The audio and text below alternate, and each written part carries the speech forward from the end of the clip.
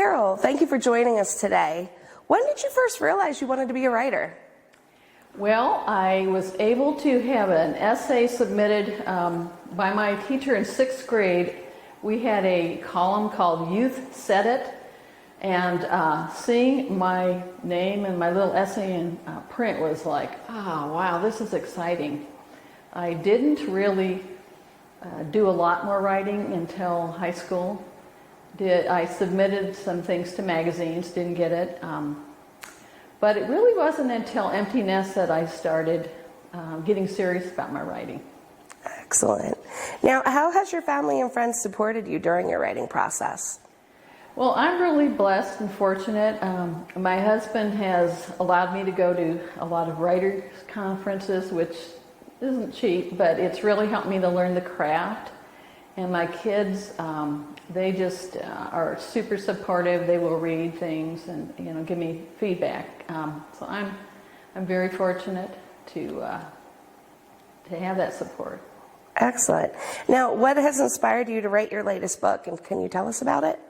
Well, my latest book is called Deep End of the Lake, and it's the second in the series, a Lake Surrender series. And the original inspiration was for me to portray a single mom that had an autistic child and coping with going from a move from California to northern Michigan and all the things that entailed it, and trying to figure out her life and finding her faith.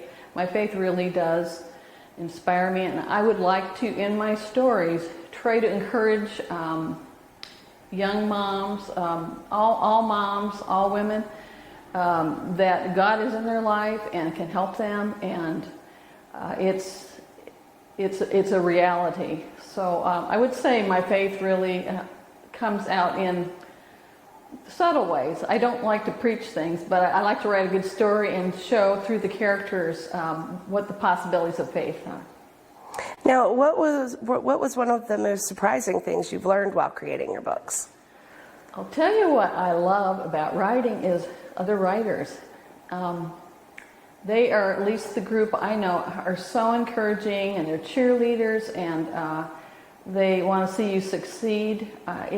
It's really tough in the artistic world. There's a lot of competition very often, but I just feel like I've really bonded with a lot of the writers. They get what a writer is, and when you're taking a walk, you're putting together a dialogue or you're describing something, and I will be thinking, normal people don't do this. So when you get with another writer, they go, oh yeah, I do that too. Well, sounds fun. Now, do you have any suggestions to help others become better writers? I do. One of the things is writing is not necessarily a talent. I think you have to have some ability, but it's a lot of hard work. They call it butt in chair time. Get your little body in that chair in front of your computer and just start writing. And then the second thing is rewrite, and then rewrite. Typically when you are an author and you've done your rough draft and maybe made some changes, you think, oh, this is great, and then you send it to a friend or an editor and you come back with lots of red pen, because an author can't really see their work really, because a lot of it's maybe still in your head. So I would encourage people to rewrite, and then go to a writer's conference and see what it takes to be published. You know, maybe you want to go self-publishing. There's pros and cons with that. I went traditionally published because I wanted the support of a publishing company. But whatever it is, there's a lot to learn about the publishing world, and it is changing all the time. So I would encourage anyone who is serious, go to a writer's conference. You'll either find out this is way too much work, it's too much rejection, or oh, I love it. This is just what I want to be. So those are the three things I would recommend. Thank you so much for your time today. You're welcome.